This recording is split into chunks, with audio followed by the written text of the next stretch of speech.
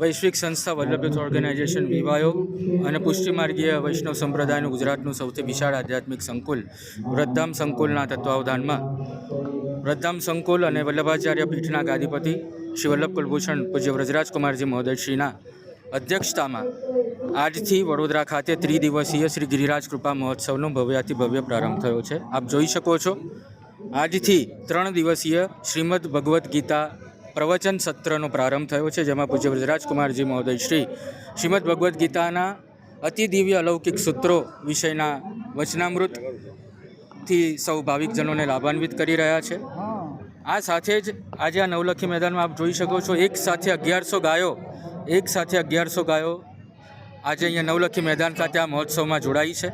હમણાં ટૂંક જ સમયમાં આ 1100 ગાયોના સાનિધ્યમાં અહીંયા ગિરિરાજજી વિશાળ જે આપ જોઈ શકો છો, એ ગિરિરાજજીના તળેટીમાં વૃદ્ધામ આધ્યાત્મિક સંકુલમાંથી શ્રી ગિરિરાજજી પ્રભુ સર્વપ્રથમવાર અહીં મનોરથમાં પધારી રહ્યા છે. પૂજ્યશ્રીના વચનામૃત બાદ પૂજ્ય વ્રજરાજકુમારજી મહોદય શ્રી ઠાકોરજીનું સ્વાગત કરીને ત્યાં મંદિરમાં પધરાવશે અને ત્યારબાદ અહીંયા ગિરિરાજજીની તળેટીમાં ભવ્ય ગોવર્ધન ગૌચારણ મનોરથમાં 1100 ગાયો સાથે ઐતિહાસિક દ્રશ્યો દ્રશ્યમાન થશે. કાલે સવારે બ્રહ્મ મુહૂર્તમાં 4 કલાકે 2100 કુંડી શ્રી પુરુષોત્તમ સહસ્ત્રનામ મહાયજ્ઞ આ જ ગ્રાઉન્ડ પર 1100 ગાયોના સાનિધ્યમાં સંપન્ન થવાનું છે. અને આ જ રીતે કાલે સાંજે ફરી એકવાર ભગવદ્ ગીતાનું સત્ર અને પરમ દિવસે રવિવારે ભગવદ્ ગીતા સત્ર બાદ સાંજે લોકપ્રિય વિશ્વ કલાકાર અતુલભાઈ પુરોહિતના કંઠે રાસ ગરબાનું અહીંયા જ આ જ મેદાન પર આયોજન સંપન્ન થશે. ઓકે.